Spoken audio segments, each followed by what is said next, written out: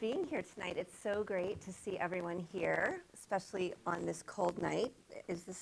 Can you hear me? No, not yet. How's It has this? to be. Up close and personal. How's that? Did I just blast you out of the room? No, that's the way it should be. Okay, fantastic. Thank you. So thank you so much for coming out. Thankfully, it's a little warmer tonight than it was the last 2 nights.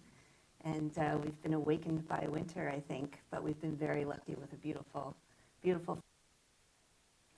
So we are so honored. It's such a privilege to have Dani Wassner here with us tonight. I had the pleasure of dining a bit prior to our event this evening, and we are so lucky to have such an experienced and warm and fantastic, knowledgeable person to join us this evening. So I'll tell you a little bit about Dani Wassner was born and educated in Sydney, Australia. You will notice the accent, which is actually quite familiar to me, where he was an active member of the Jewish community, serving frequently as a lecturer and communal spokesperson on issues related to Israel and the Jewish people. With degrees in political science, history, and law, Dani moved to Israel in 1995. He has since worked in Israeli legal practice and later led the effort to encourage foreign businesses to invest in Israeli companies at the country's Ministry of Industry and Trade. Dani then worked for 7 years as a senior account executive at the Jerusalem offices of Reuter Finn Inc., one of the world's largest public relations firms, where he led the company's Jewish World Department. Since 2008, Dani has served as the Director of Israeli Government Relations and Communications in the Israel and Overseas Department of Jewish Federations of North America, otherwise known as JFNA or JFNA. In this role, he represents the North American Jewish community, the government of Israel, as well as the country's media and other opinion leaders. Dani participates in regular Knesset committee meetings, interacts frequently with Israel's leaders, and has a broad, behind-the-scenes insider's knowledge of the Israeli political scene. A popular, knowledgeable, and highly sought-after speaker, Dani also delivers a weekly Israel update briefing to a webinar with over 100 top North American Jewish leaders. Dani, who served as a reserve soldier in the Israel Defense Forces spokesperson's unit, lives in the city of Beit Shemesh with his wife and 4 children. Please join me in welcoming Dani Wassner.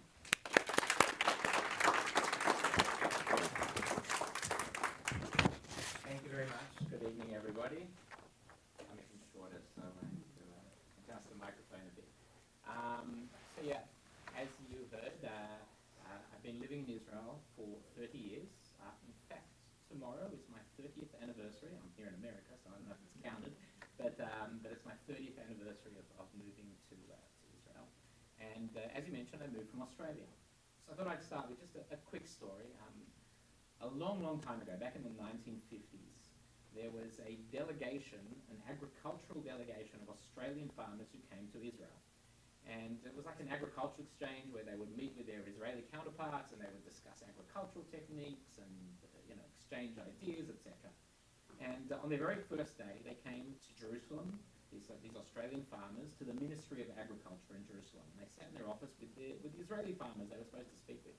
And they started to talk, but very quickly it became clear that they were sort of talking a little bit at cross purposes. And the big problem, the big difference was that the size of the properties between the Israelis and the Australians. I don't know if you know this, Australia is about the same size as the continental US. So the Australian farmers have these enormous properties and the Israelis have very tiny properties. And they were just talking at cross purposes. So at one point, one of the Australians, he looked at let me try and put this in perspective for you. Let me explain something. He said, if I get up in the morning on my property, in my house, and I start driving, he said, by the end of the day, I still won't have reached the end of my property. And the Israeli looked at him, his counterpart, and smiled, and he said, I also had a car like that once. But the reason I want to tell you this is because sometimes when you're not there, when you're not on the ground, when you don't really necessarily get it, and what I want to try and do this evening is, I know some of the people here, maybe many of you here, have been following very closely what's been happening in Israel, especially the last 2 years. But sometimes I think it helps to get more of a perspective and understanding of somebody who was there on the ground. So let's start with the last 2 to 3 weeks, or the last month. It's been obviously an extremely emotional month. There were some incredible highs. I think many of us saw the footage of the hostages being released, of the reunions with the family, highly emotional scenes, the jubilation in Hostage Square, and above all, everybody was blown away, and they kept saying it on the TV that day. They kept saying, as of this moment, there are now no more live hostages in Gaza. And by the way, that wasn't just for 2 years. Some of the hostages had been held for longer, for about 7, even 8 years. There was two hostages who had been held longer of the live ones. But there are now no more live hostages being held in Gaza. And then, as that continued, the hostages we saw were let out of hospital, they got home, and everybody was so happy. It was hopefully the end of the war, an end of violence and suffering on both sides. But on that day, it was just a few hours before Simchat Torah in Israel, and there was jubilation, happiness. And my wife said to me, she said, I'm thinking back to the pictures you see of the end of World War II. I think there's that famous photo you see in Times Square of people celebrating. I think there's a woman kissing a sailor, a soldier, or something like that. And she said, you see those scenes and you just see pure jubilation and happiness. But I'm not really feeling it. I've got this kind of pit in my stomach about everything. And I said, probably it was like that as well at the end of World War II. I mean, the world had just been through the most horrific war and everybody was happy it was over. But so the happiness of the month has very much been tempered by a number of factors, and that's where I'll start. What's it tempered by? Well, first of all, by the tragedy of the last 2 years. I mean, we all know the facts. Itself, everybody says it was the worst massacre of Jews since the Holocaust. 1,200 people killed, including 373 members of the security forces, including 71 foreign nationals. Among that number were 36 children. More than 250 people were kidnapped, also including many children. 1,600 people were badly wounded. And then, of course, there were unspeakable horrors. I don't want to go into details, but there were rapes, there were beheadings, people were burnt alive. There were, I don't even want to talk about it, there were terrible things done to pregnant women. And along with all this, Hamas posted live streamed some of the things that happened. They bragged about it. I don't know if people have seen this. You can look at it on YouTube. There's a recording of a phone call that one of the terrorists made to his parents in Arabic, but it's got English subtitles. You can watch it. And he says, "You're not going to believe this. I'm in a kibbutz. I'm in Israel." And he says, "And your son, me," he said, "I have killed 10 Jews with my own hands," he bragged. And his parents are screaming with joy.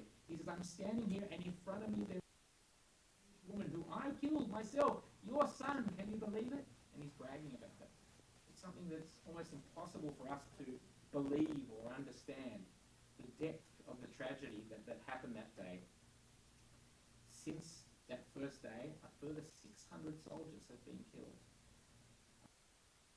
Thousands of Gazans, many of them innocent, have been killed. Large parts of Gaza have been destroyed.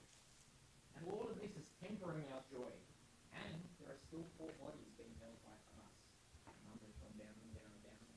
On my notice here, twice in the last 3 days, I've scribbled out a change. It says it was printed in 6 and then printed 5 and then printed 4. Because I think many people saw 2 days ago the body of Dani Wassner was returned. He's a little bit different category to everybody else, from most of the others, because his body's actually been held since 2014.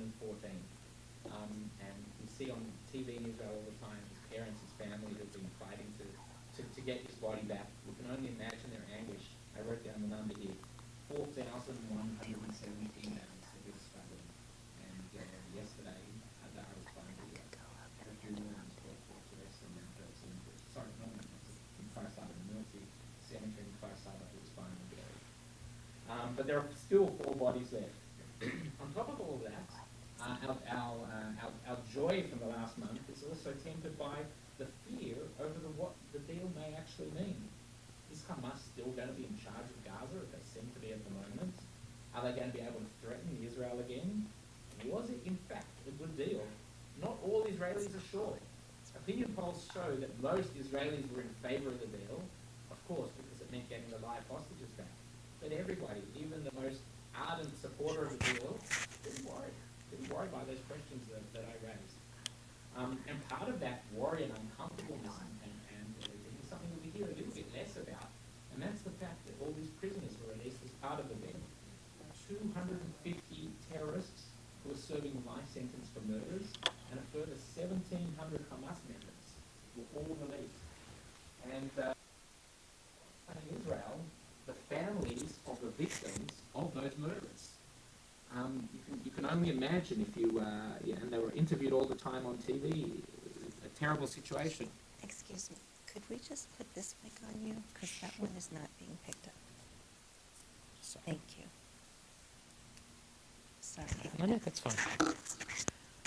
So I was talking about the, just click that on. The victims of these prisoners who've been released. You can only imagine a family whose father, son, daughter was killed a few years ago by a Hamas terrorist in a terror attack. The terrorists themselves were caught, they were tried, they're serving a life sentence, and now 2, 3, 4, whatever years later, they're being released in this deal. Extremely difficult for these families. Most of them, when they have appeared on TV in Israel, have said that as terrible as it is and as difficult as it is for the state back, it's something that we're willing to agree to and to accept. And then also seeing Hamas in charge. Gaza, seeing Hamas terrorists walking around the street masked with guns, with no fear. And then many of you may have seen the shocking footage of Hamas executing people in the streets, people they have accused of collaborating. And there's terrible footage of making four public square, hundreds of people around, and then being shot, and it all being filmed and live streamed. So all this has been difficult, but it does seem where not only there's a ceasefire, but it seems that it's the end of the war. For the first time, I hear people talking about the war in Israel in past tense, and there's something very good and something very comforting about that. I thought I'd begin, already begun, but I thought I'd continue now with a bit of an overview of what happened on the. I know a lot of people know a lot of facts, but I'd like to try and add a little bit of nuance and understanding. And I want to start with something that happened 3 years ago, well before October 7. As part of briefings by the Israeli government, the military, others that they give to of the Jewish communities around the world. And this particular one had a senior member of the military giving an overview of the region and what's going on from a military perspective. Now remember I said this was about a year before October 7th, about 3 years ago. And he stood there in a room like this, and he had a big map behind him with the whole region. And he said, I'm going to go through one by one, and I'm going to with Iran. And he spoke about Iran for a while, and Syria and Lebanon, and a whole lot of other threats. And he says, and now I'm going to say a few words about Hamas. That was like right at the end. He said, but I want you to imagine something. I said, I want you to imagine that you're walking in a forest. And I remember him very clearly talking about this. You're walking in the jungle, he called it. You're walking in the jungle. This lion, and it's very scary. And then over there's this giant poisonous snake, and it's very scary. And there's all these really dangerous animals in the jungle. And as you're walking in the jungle, you're really scared, and you're really worried about this. But there's also something else in the jungle, and there are mosquitoes. And mosquitoes biting you, and you're always going like this and trying to, get rid. And he says the danger in the jungle is to focus on the mosquitoes and not watch the lion and the snake and everything else. He said to us, and I'll never forget, he said, Hamas are the mosquitoes. They're annoying and they're biting us, rockets and stuff, but they're not a strategic threat to Israel.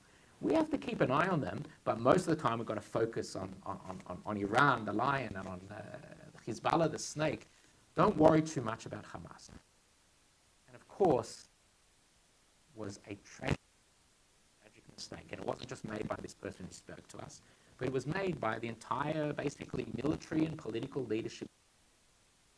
There's a Hebrew word, it's basically an English word that's been stolen or adapted in Hebrew, called the conceptia, which comes from the word concept, but it basically means, and it's a common expression in Israel, it means kind of a false concept that a mistaken assumption. And there was a Israel, this conception that Hamas was not a strategic. And of course, that turned out to be a terrible, terrible mistake that we paid a very, very heavy price for. It's been said before the war, they grossly underestimated Hamas and they grossly overestimated Hezbollah. Let's start with a few words about Hezbollah and what happened in the north. Hezbollah is, of course, the Iranian-backed terrorist organization operating out of Lebanon. It was considered before the war, not just by Israel, but by the entire world, to be one of the most lethal military forces. It was considered more dangerous than most standing armies in the area. It had 10 rockets aimed at Israel. It was highly trained, it had massive funding. It was also battle-hardened because the Hezbollah fighters had been fighting in the civil war in Syria. They were familiar with war. And yet, despite them being this massive force and this huge threat, and the one that Israel had been investing so much effort in for years and years in planning for the possibility of a Hezbollah attack, almost within days, the IDF crippled them, mainly through intelligence coups. We all know the stories of the beepers and the pagers, and killing Nasrallah, the Hezbollah leader. He was in a bunker deep underground with his top generals that was impenetrable, and it was penetrated by the Air Force, and they were all killed in one go. And in the space, Hezbollah found themselves with no top leader. Commanders were walking around crippled basically by these beepers that had gone off. In the coming years or even before, we're going to see a lot of books and movies and whatever about the coup and military coup that resulted there. And basically, Hezbollah folded very, very quickly. Today, they're a tiny shadow of their former selves. They're widely disliked in Lebanon, which wasn't the case beforehand. The Lebanese government says it's going to disarm them completely. We'll see whether that happens. But it was borderline miraculous what Israel, the IDF, was able to achieve with Hezbollah in Lebanon. Let's move around a bit next to Syria, because Syria too, we saw something that is close to or miraculous. Some people may have heard of a concept called the Shia Crescent. What's the Shia Crescent? We know in Islam there are two main branches of Islam. There's Sunni Muslims and Shia Muslims, and the Islamic world is divided in two. And Iran, which is Shia, was trying to build a crescent, the shape of a crescent of Shia supporters, basically starting in Iran, moving on to Yemen, and then the Shias in Iraq, Syria, and Lebanon, Hezbollah in Lebanon. It was this whole arc, this crescent they were building. And Syria was the linchpin. Syria was the big, strong country in the middle of that was part of this Iranian system. And yet, when push came to shove, Syria fell in days to the rebels. Not to Israel, to the rebels. That's after the Assad family, the Assad and his father had been in power for decades. So Assad had survived this years and years terrible civil war, and he was still in power and still a strong man, and they fell in days. Because once Israel started to attack Iran and that whole Shia crescent was falling in Hezbollah and Hamas, then Syria fell within days. But Israel also did something that was quite remarkable. There was a period of a few days when it was clear that the Assad regime was going to fall. It was clear that the rebels were approaching and the regime was finished. And Israel moved in and took advantage of this window of opportunity, a very, very small window of opportunity, and had some remarkable military achievements. Because what Israel realized was at that moment, and it was really only for a period of a few days, at that moment, the Syrian army, Assad's army, was focused on the rebels. They were no longer really in control of the country, but at the same time, the rebels hadn't taken over yet. So any target in Syria was like not really targeting anybody. So Israel, the IDF, was able to knock out some of the most strategic threats that Syria posed, the chemical weapons facilities, missiles, and essentially Israel was able to go in. It essentially destroyed the Syrian navy within a few hours. Stockpiles of missiles and other weapons, chemical weapons production facilities, they were all wiped out. and nobody could really do anything about it or even complain about it. Not only that, but Israel actually took up some positions on the Syrian side of the border, extremely important strategic positions that it knew in the future. Now it could negotiate to withdraw. So Syria now has basically no capabilities left of ever striking Israel, not for the short to medium term future. And it now has a new leader, Ahmed al-Shara, also known as al-Jolani. He says that he wants this new era of moderation, reconciliation. He's significantly distanced himself from Iran and Hezbollah, and now we're seeing moves towards security arrangements with Israel, which could lead, perhaps very soon, as we've seen in the last few days, to normalization between Syria and Israel, something we've only dreamed about. A full-blown peace treaty. We should remember that al-Shara's background of all places, was from Al-Qaeda. He seems to have changed. He seems to have, and seems to be, but Israel and everybody else should tread very cautiously there because of his own background. And also bear in mind that Syria is a very complicated place. Groups involved, Russia's there, Iran is there, the Druze and the Kurds, Turkey is very involved, not to mention the US and Israel. But that's Syria. That was kind of our second miracle. I'm going to move on now to a group called the Houthis. They're the Iranian-backed rebels who control a part of Yemen. Now in Israel, the Houthis for a long time were kind of treated as a bit of a joke. There's a TV show in Israel called Eretz Nehederet. It's like SNL here or something like that. And they always portrayed the Houthis as almost this kind of bumbling fools, this ragtag militia. Nobody took them seriously. They did have Iranian backing, but day, they were kind of almost the last man standing when everybody else had lost all their rockets and given up until 3 weeks ago, firing rockets at Israel. I shouldn't say rockets, they were firing missiles. There's a difference. Rockets are essentially unguided, and they shoot, they have a particular trajectory, and they land where they're shot at. Missiles can be controlled, they're ballistic, they go outside the atmosphere.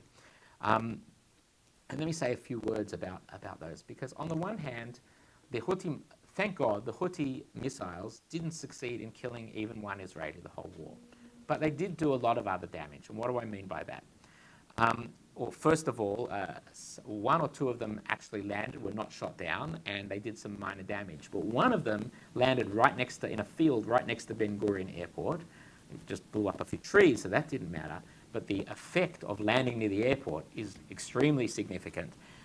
The airport shut down for a few days. Most foreign airlines pulled out immediately. Planes turned around and went back. And some of those airlines have still not returned to Israel, although most of them had. But more than that, because these are these missiles from the Houthis and not rockets, they cause widespread havoc in Israel. What do I mean? When Hamas used to fire a rocket at Israel, the Israeli systems know exactly where that rocket is headed. So the moment it takes off, the computers do the calculations very quickly, and they know in X number of seconds or minutes, it's going to, if it keeps going, if it's not shot down by the Iron Dome, it will land in place X. I can even tell you the city that I come from, Bet Shemesh, when there's a siren in Bet Shemesh, it doesn't even go in the whole city. The city's kind of divided in two, and it'll go in one half of the city because the technology is good enough to know exactly where the rocket is going. So it's not great when there's a rocket, but the disruption is not to the whole country, it's to half of one city or something like that. But when the Houthis fire, there's no way of knowing exactly where that rocket is going. There's no way of knowing that, and therefore sirens essentially sound over the entire country, sending millions of people running to the shelters. Now, I don't know how much you know about, if anybody's been in the country when sirens have gone off. It's not a pleasant experience. It's a very, very difficult experience. I'm not somebody who particularly gets affected by these things, but I can tell you, 3 days ago I was in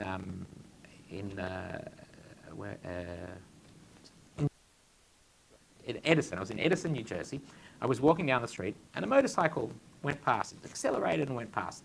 I don't know if people know this, but the sound of a motorcycle accelerating, like, it sounds, to an Israeli's ears, it sounds exactly like a siren. And even though I was walking down the street, I knew I was in Edison, New Jersey, and the Houthis were not firing any rockets at New Jersey, my heart seized up just for a moment, and I realized, oh wow, I don't know if it's PTSD or what you call it, but Nothing happened. 3 seconds later, I got on with my day and I did everything. But it's there. It's in my heart. That feeling is there, and it's the same for every Israeli. There is a huge emotional consequence of every siren. So every time the Houthis fired at us, it was really a big deal, sending millions to the shelters. Now, as I said, nobody was actually physically by the rockets themselves, by the missiles themselves, but there are lots of cases of even serious injuries, of mainly elderly people running to the shelters, tripping over, hurting themselves. When you have a few million people rushing to the shelters in the middle of the night, people are going to get hurt. It happens.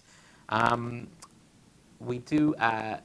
was a slight difference in the Houthi rockets, the Houthi missiles, because when the rockets come from Gaza, there's no time. If you're lucky, you're in a zone that has 90 seconds to get to your safe room. Just so you know, every house in Israel built since 1992 has its own safe room called a mamad. So I'm lucky enough to live in a house. We have a mamad. It's a very small room like this, and that's where we run to. But older houses don't have that. They either have a public shelter on the street or maybe in the basement of their building, and if it's an apartment building, or they run to an internal stairway. But that's where you run to. When you have rockets going twice at night, 2 a.m., 4 a.m., imagine what that does to the workforce. Imagine the economic cost of a tired workforce. Not to mention tourists staying away, businesses staying away. So the economic cost of these rockets was very, very significant. The good news is that the Houthis, even though they weren't part of the ceasefire, they said they would honour the ceasefire, and so far, what are we, 3, 4 weeks? Hasn't been a single rocket missile, and it looks like they're on ceasefire. So that's the Houthis. Now let's the lion, Iran. Now, if I said that Syria borderline miracles or made miracles, there can be very little doubt that what we saw in Iran was absolutely miraculously incredible. We've been talking about Iran for years. Israel's been scared of, worried about, concerned with Iran developing nuclear weapons for years and years and years. And the army and the military and the intelligence have been planning for ways to stop it if necessary. But everybody was scared to do that. And there have been times, we know there have been times where the cabinet has met and has considered attacking Iran and ending the and backed out in the last minute because people didn't know Iran had a powerful, large military. Nobody knew. Would hundreds of Iranian jets come and attack Tel Aviv? Would thousands of Iranian rockets Israel? Would Iran let its ground forces march through Jordan and into Israel and attack Israel on the ground? Israelis and the Israeli military were genuinely fearful of that. But when the time came, because of everything that was going on in the war, an attack took place. We saw a 12-day war, what Israelis call the war within the war. And it was an overwhelming success for Israel. 29 people, civilians, Israeli civilians, were killed in deadly missile attacks. But Israel managed to seriously damage the nuclear program, set it back many years, partially in cooperation with the United States. I think everybody knows that Israel didn't quite have the capabilities to hit the really deep underground nuclear facilities that Iran had. What Israel had been doing in the first days of the 12-day war was they were bombing and bombing and bombing, and it was slowly going in, but it would have taken a lot longer to get and really to, if ever, to hit those nuclear facilities and weapons buried deep underground, and America had ordnance that was big enough to do that job and came in and did that and ended the war quicker than may have been hoped. But equally, almost as dangerous that Iran had was massive stockpiles of missiles. And Israel was very, very concerned with that. And Israel also succeeded in destroying the missile stockpiles, the missile launch facilities, and the missile production facilities. Israel succeeded in gaining complete air superiority over Iran. The Israeli Air Force had total freedom to operate in the skies of Iran, something incredible that nobody expected. Hundreds of Israeli aircraft flew over. Remember, Iran is 1,400 miles away from Israel. Those aircraft, each one, every time, had to refuel mid-air in order to carry out their mission. And yet they succeeded. On the first hours of the war, Israel succeeded in killing the top military and nuclear leadership of the country, including the chair of the Joint Chiefs of Staff. Imagine that. Imagine the U.S. Chiefs of Staff in the opening hours of a war is killed by the enemy. that would be a mortal blow, and it was. And it wasn't only him; it was his top general out of the top 10. And also, Israel purposely did not target the political leadership of it; target the nuclear. Today, if and when they want to reach capabilities, it's much, much more difficult because the experts are no longer alive. But here's what I think is the most miraculous thing. I think, and I might be wrong, if somebody knows the answer, please correct me. In my thinking, in the entire history of the world, I cannot think of another example of another war where on one side a soldier was killed. Not one Israeli soldier was killed in the war with Iran. Not one plane was shot down. Not one Israeli soldier was even injured. I can't think of another example in the entire history of the world where that happened in a war, and that is remarkable. And of course, it was a huge blow to the Iranian regime. And the last thing I'll say about that, and maybe the most important, was that a precedent has now been set.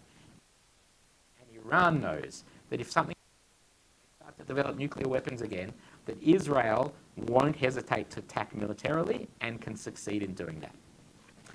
And now we get to Hamas. As I said, the terribly mistaken so-called mosquitoes. In the end, they were, of course, and they perhaps survived the war the best than any of these other groups or countries. Hamas is clearly fighting to the end, no matter what the cost. And when I say no matter what the cost, that's the tragedy, that they haven't surrendered. And of course, it's all at the expense of the people of Gaza. Hamas sacrificed the people of Gaza in order to remain in power and to remain armed. For now, the area of the whole Gaza Strip is divided roughly 50-50. Hamas controls about Gaza, and Israel controls the other 50. And that's a situation. There are no firm deals about what the next. There are 3 issues that need to be discussed and decided now. Hamas's disarmament, the governance of Gaza, and the third, withdrawal from that 50%. So how that looks, how that will look, we don't know. In the ceasefire agreement, there were vague references, but we don't know the answer, and it's being negotiated at the moment. It could be that it ends up being some sort of status quo, remains in place for a long time, perhaps even years. The good news about that is that time is now on Israel's side. Now that there are no longer live hostages in Gaza, Israel's not in such a hurry to, the status quo is not so terrible like it was a month. There are also 4 bodies, which is terrible, but it's not the same as the live hostages. Hamas has broken the ceasefire a number of times, one occasion killing 1. Israel came in, the IDF came in, retaliated very, very strongly. That Israel won't tolerate breaks to the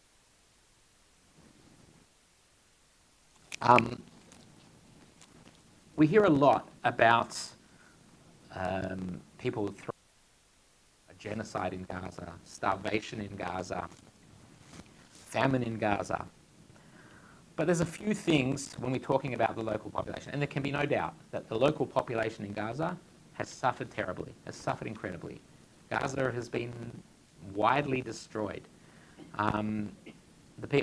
We can't imagine what life is like for the people in Gaza. But we have to remember a few things.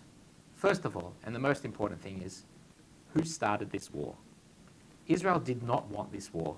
Israel didn't start the war, it didn't want it, and it wanted to end. It wanted it to end as soon as possible. I know, and I think many people here know, the world does not know, and I don't even expect the world to believe it, but I know, and I genuinely believe, that the IDF does everything in its power to avoid civilian casualties. And I've seen, and I know so many soldiers, and I know so many senior Israeli officials. Israel does everything it can to avoid civilian deaths. From a moral perspective, it's a cornerstone of the IDF, of Israel, of the Jewish people. But let's say you don't believe that. Let's say you think, okay, Israel doesn't care, kills Israel morally. Put that aside for a moment. what you need to know is that Israel has absolutely nothing to gain from civilian deaths. In fact, quite the opposite. It has everything to lose. Every time there's a civilian death, it negatively affects Israel on the world stage in all sorts of ways. Israel does everything it can to avoid civilian deaths because that's its morality, but because it's gained by killing. And the opposite, which is even more remarkable, is also true. Hamas has everything to gain its own Gaza civilians to be killed.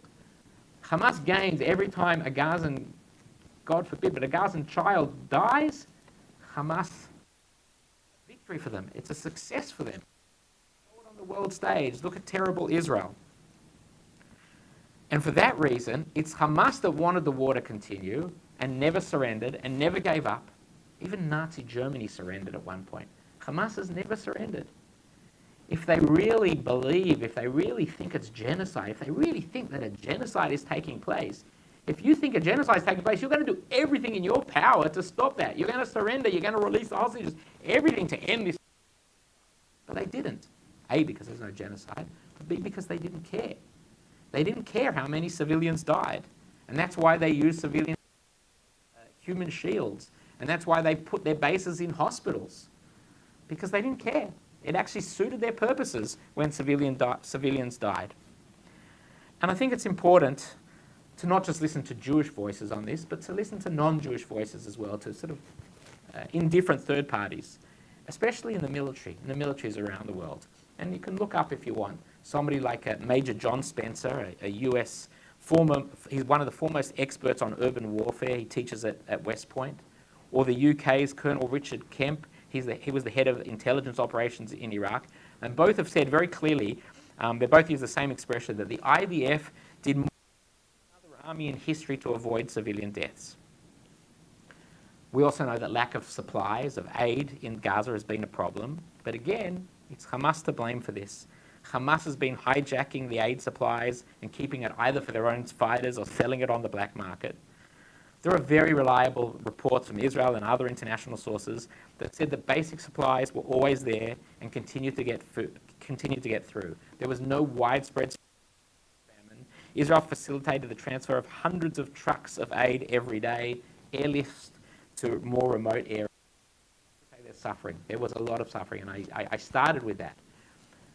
But there was not famine, there was not widespread starvation, there was certainly not genocide, and everything that did happen was because of Hamas, not because of Israel. Israel was going out of its way to avoid that, and Hamas was doing the opposite.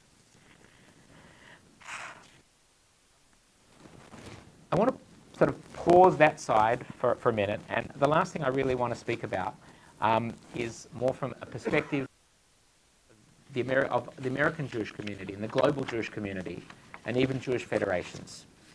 You know, there's an old saying, don't build a fire station when the fire breaks out. You have to have your fire station ready for the day that the fire breaks out. And for years and years and years, Jewish being prepared for emergencies. And I work in the Israel Office of Jewish Federations. We have emergency protocols that were in place and were activated on October 7. And we were there, the Jewish federations were there on October 7 because we were prepared on October 6. We were ready on October 6. Leadership calls in the first few hours of the war in federations, and a few days later, a large. And as I think many of you know, a massive campaign was launched that eventually raised over $10 million, a record sum. A lot of people were worried at the time. They said that if you launch an emergency campaign, then every federation's annual campaign is going to everything they raise money for, we raise money for our local needs and for everything else around the world. If people give an emergency campaign, they won't. I'm pleased to say that, thank God, across the board, for federations, that the annual campaigns were actually up in to the emergency campaign. And funds raised, things to helping the evacuees from the Gaza envelope and in the north, from hospitals and medical supplies and mental health care and supporting and hundreds of other areas. And now that the war is essentially finished and we've reached the end of that first stage, Now, Jewish federations are launching a new era called Rebuild Israel, which is about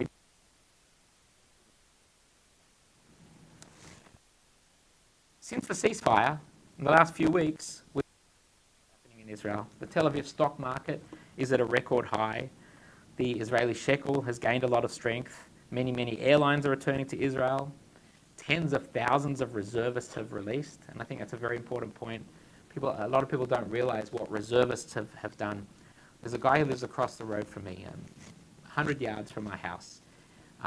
He's about married with 5 children, and I spoke completed his 600th day of reserve duty. And I have to say he's an exception, but there are many people who have done 200, 300 days. Just think of the toll of doing 600 days of reserve duty since October 7. His 5 kids have barely seen him. His wife has been dealing with those kids on her own for the entire time. Not easy to have 5 kids, and to do it on your own is nearly impossible while he's been away. His work, he has a regular job, has had to do without him for 600 days. So the releasing of thousands, tens of thousands of reserve soldiers is incredible and very important. And life is returning to normal.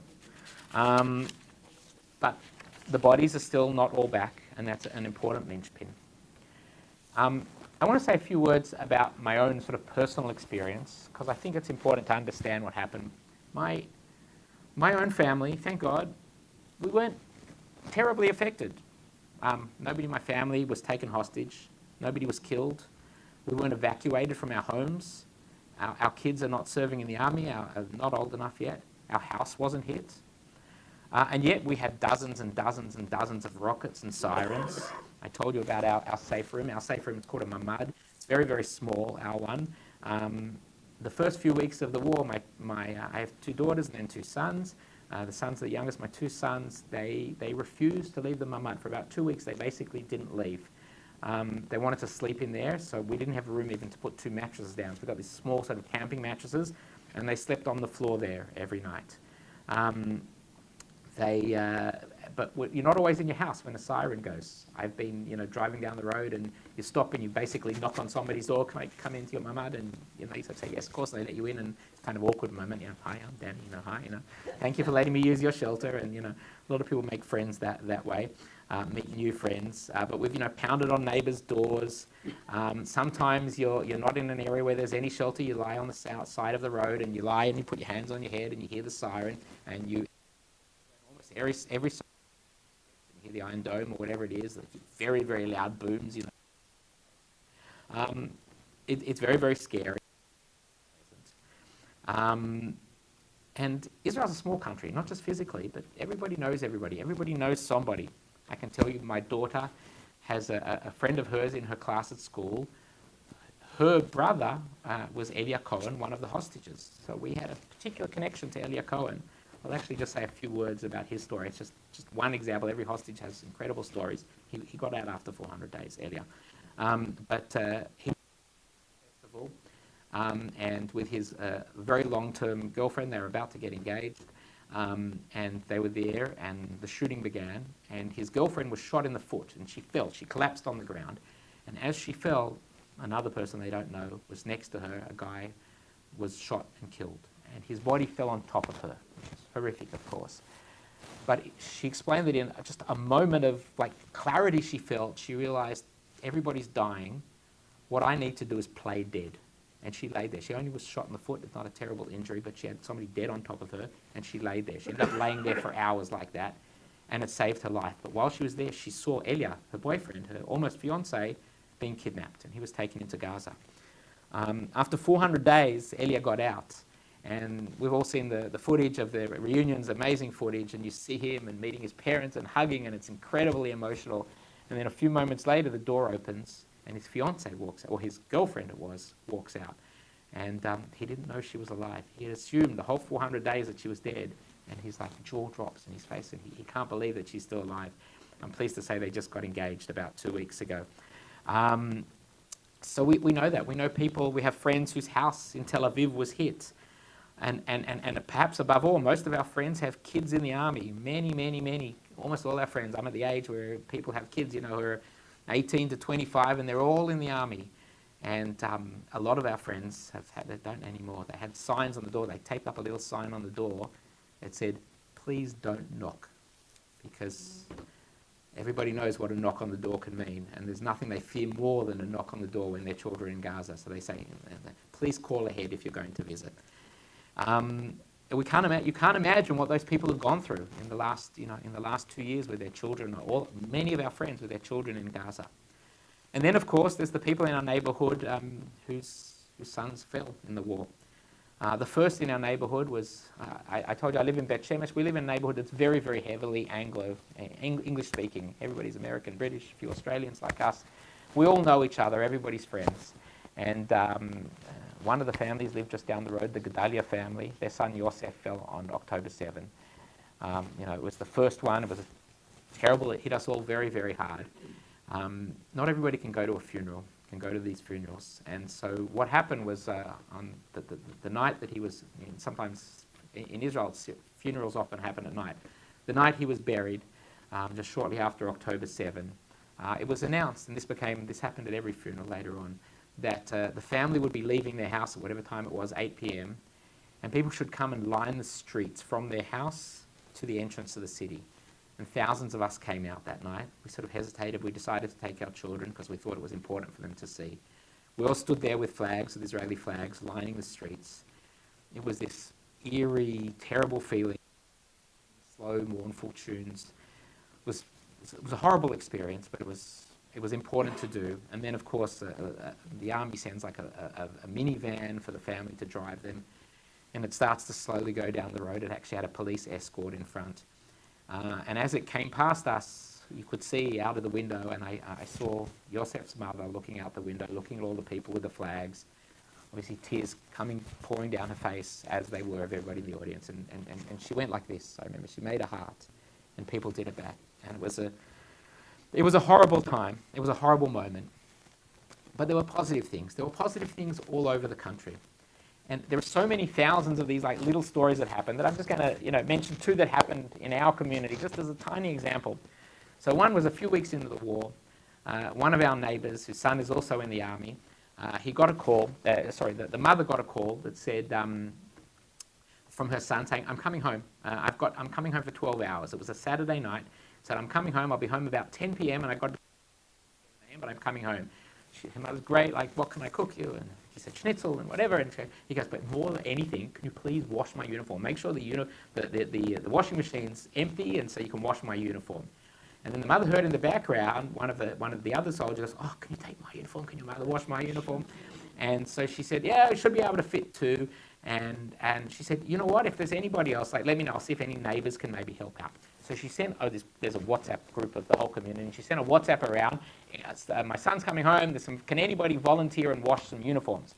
Within a few minutes, she had dozens and dozens and dozens of people saying, "Yeah, I'll do it."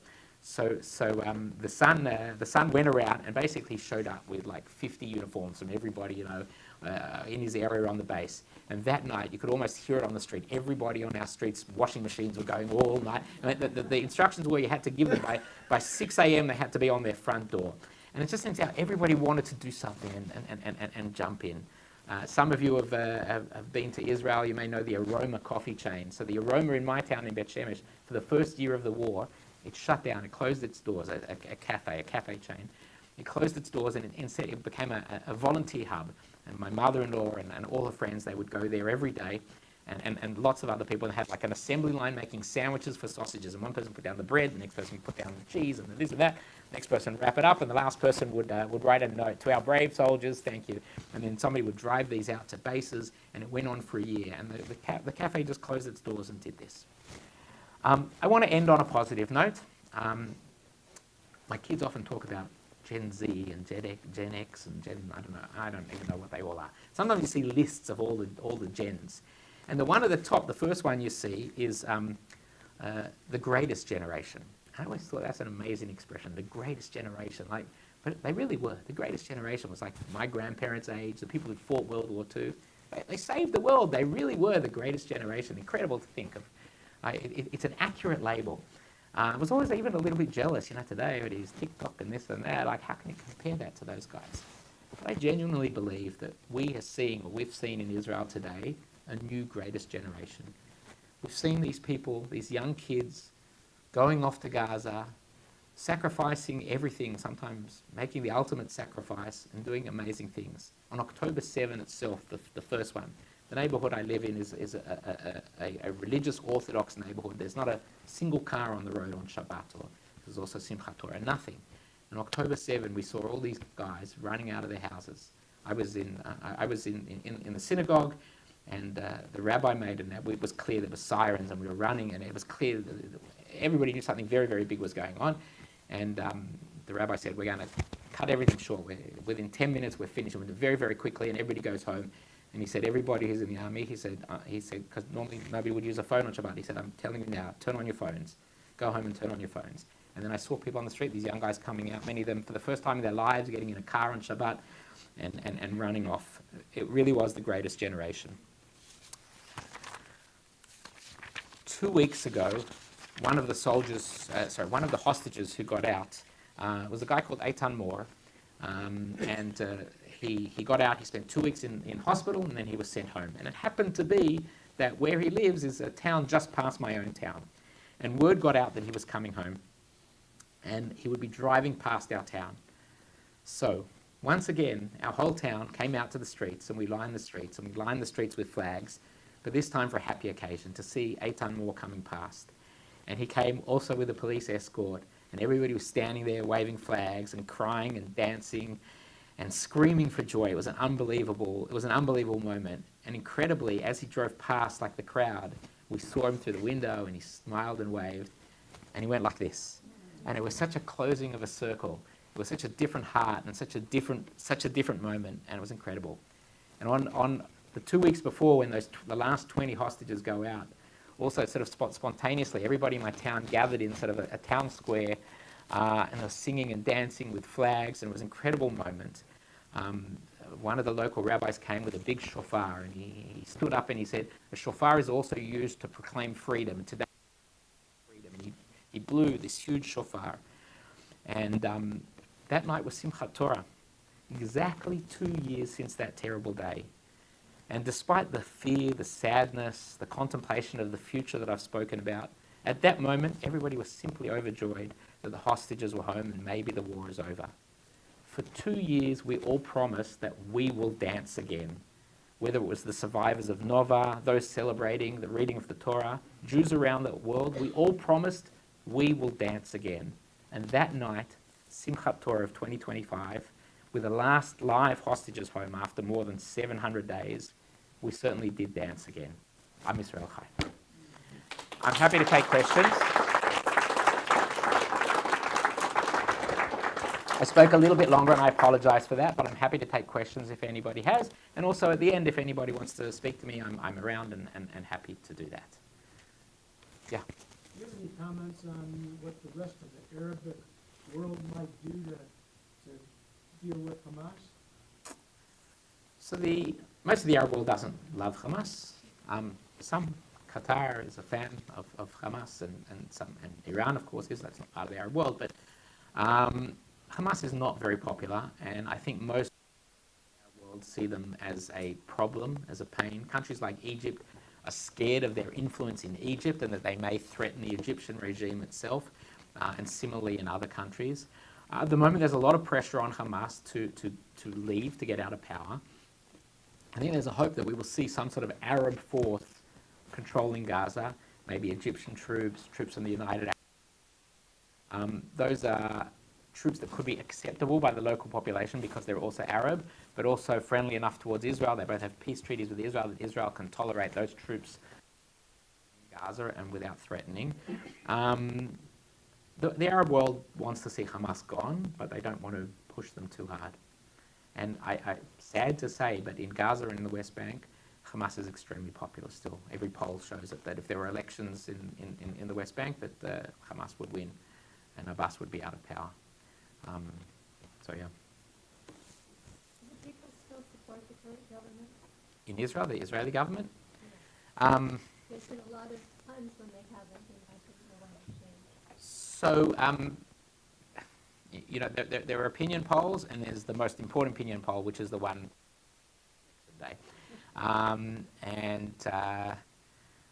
Netanyahu has always been somebody that has a group that very, very strongly backs him and thinks he's everything, and a group that very, very strongly dislikes him and thinks he's the worst thing in the world, and a smaller group in the middle.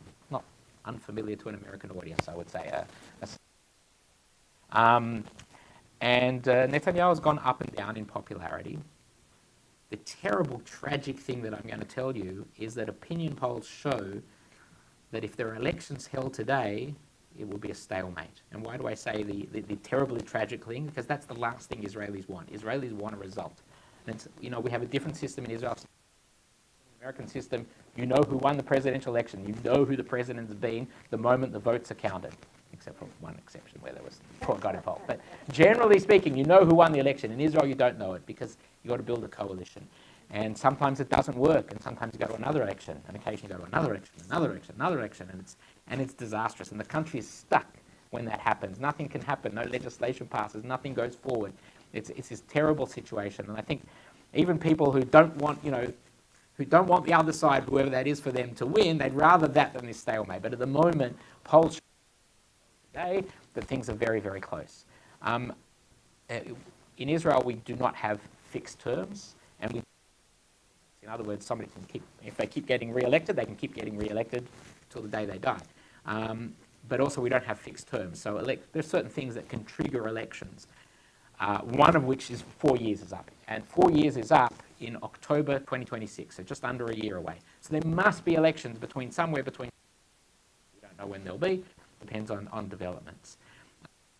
Very difficult to predict. The chances are that the person who will come out on top of such elections will either be Netanyahu again or Naftali Bennett, who was briefly a prime minister for a year. Naftali Bennett is an interesting, it says Naftali Bennett is essentially somebody who's more on the conservative side of politics, but is anti-Netanyahu. So both those candidates are sort of more conservative candidates. And of course, there are others, less conservative candidates who could win. And again, until there's elections, you don't know. Netanyahu, generally speaking, the party in power gets to control when the elections may be. And Netanyahu will choose to have elections at the time when he thinks he's the most popular. Now, that might be now in the very near future, because he's probably, we can assume he's thinking himself, I've just finished the war, I've got the hostages home, I led a government that defeated Iran, and et cetera, et cetera, et cetera. Now may be the best time for me to go, because it could only get worse than this from here.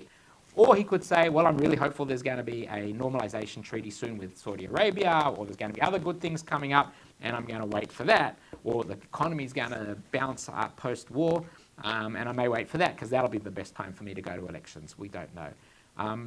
He has a reasonable chance of winning a new election, certainly not a for sure thing. So his popularity has gone up and down. It's probably where it was at the beginning of the war right now, the same place. Yeah. What's your view of the state commission to investigate the causes of October 7th?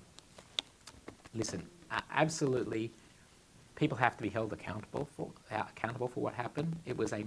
October 7 was a terrible, terrible failure, and I alluded to it. You know, the thing about the Concepcia, military, intelligence, leadership, political, everybody failed.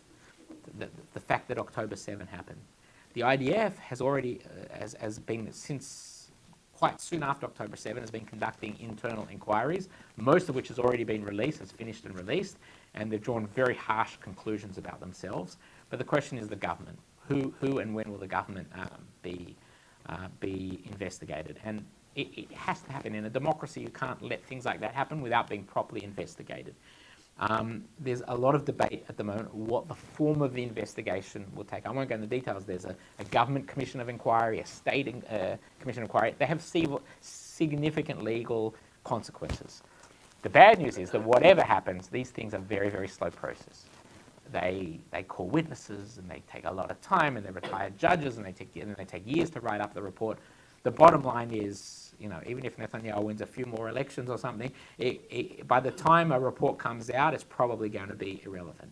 What is important is that the lessons that are written in there, but I don't think there's going to be any significant political repercussions by any inquiry, whatever form it does eventually take. Yeah. If you go back to what happened after the October 73 war, the commission, Yes. the Agronaut Commission, worked fairly fast. Golda Meir, Diana, all were out within 6 months. You Didn't take it.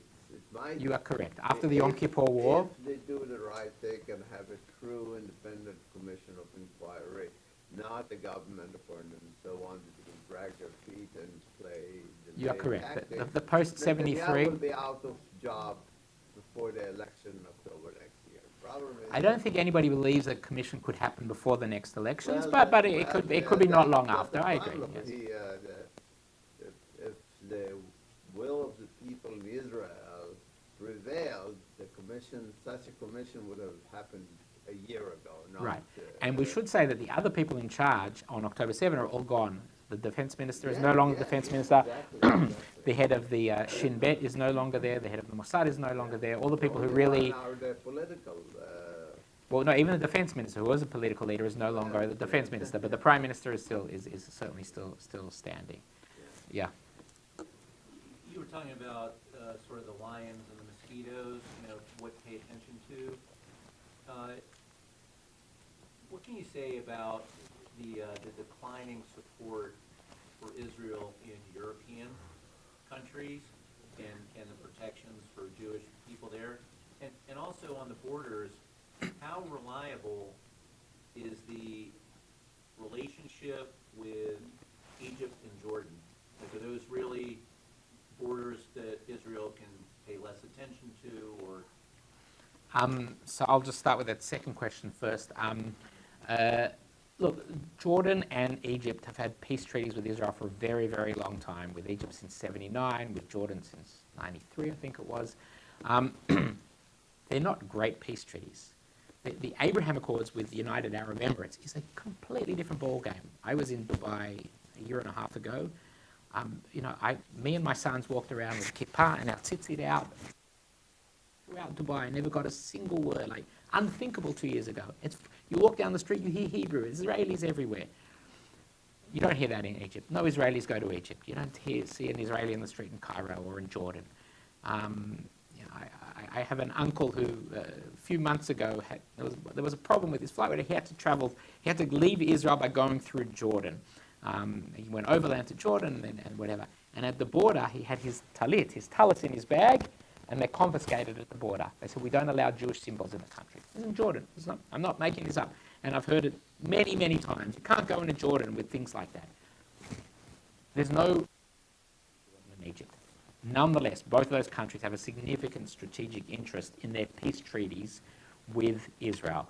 First and foremost, because that makes their relationship with the United States strong, and that's extremely important to them. They're not threats to Israel. Nonetheless, we still have strong borders, strong border fences, and the army watches those countries very, very carefully, but they're not a threat. As to your other question, I think it's reasonable to say that maybe things have changed a little bit to the better in the last few weeks, but a month ago I could have said that Israel is probably in its worst position on the international stage than it's perhaps even ever been.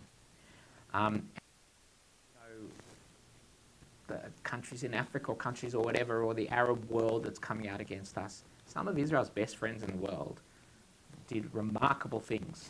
Canada, France, the UK, Australia, these were Israel's good friends, solid Western countries, and they disappointed Israel and the Israeli government and made statements and taken actions that are very, very problematic from Israel's point of view. To be honest, the only country that hasn't done that is the United States. The United States is the exception. Thank God the exceptions happens to be strong, strategically important country in the world, so that's very, very important. But these other countries are also important. I should also say that Germany has been pretty good, ironically perhaps. But other than the United States and to an extent Germany, the rest of the world. And it's very difficult. I do think that now the ceasefire is in place and looking good. I think those relationships will slowly be a lot of trust has been lost, and a lot of feeling of disappointment in Israel. But Israel is a different country than it was even 15, 20 years ago. Israel is a mini power these days. Once upon a time, Israel needed the UK and needed France and to an extent, some of these countries need Israel these days. Certainly on the intelligence level, in terms of technology, contracts. These countries are important to Israel, and there's been, I've heard and I understand there's a lot. Israel's kind of made. We're going to stop. If you continue on this line of policy, we're going to stop sharing intelligence with you, and that's something these countries don't want, and other things as well. And Israel's basically these days in a way that it's never been able to. Yes? Related to the previous question, don't you think Israel and opinion poll and what effect of that loss, how do you think that affects Semitism that we see in the world? Again, as I said before, the Israel's position diplomatically, internationally, has been a disaster. The situation of anti-Semitism, and so has sort of a lot of the broad straight after October 7, and it was lost. And to those points and to the previous question, the Prime Minister of Israel is very aware of how bad this situation is, both diplomatically and with public opinion around the world. And yet, the Israeli government and knows how important those things are.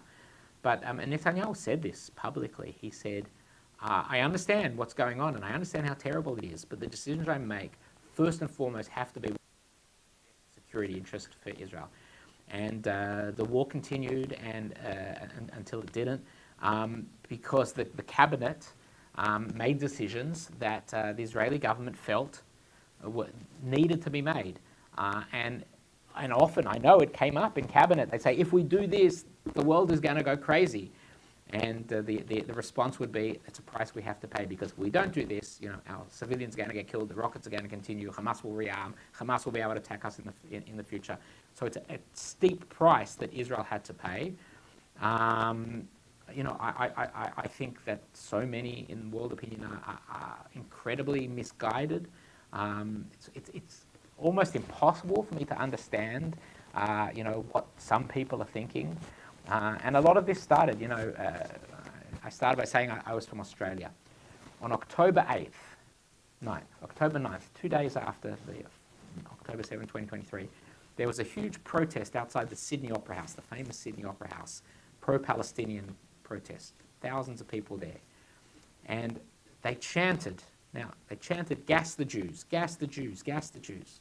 The Australian Jewish community was in complete shock and horrified. And there were protests like this, maybe not with that expression, around the world on those days.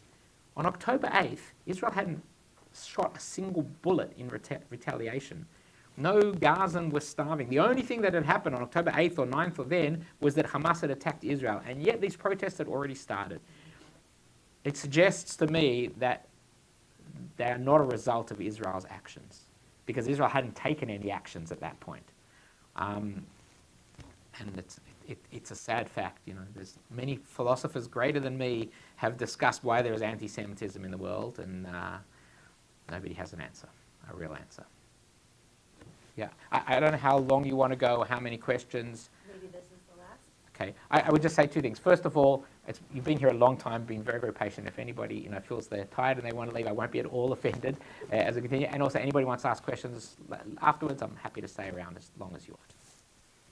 Going back to the intelligence sharing, do you feel Israel is confident sharing intelligence with the United States of America now, with the evenness of our federal government and military and our own intelligence system?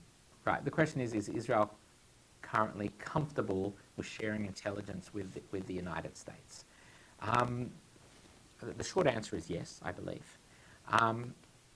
We hear a lot about Israel's and America's relationships, and it's usually on the political level. We hear about it on the people-to-people level, on the business level. But perhaps the place where Israel and America and the United States have the strongest and closest relationship we hardly ever hear about, and that's intelligence and military.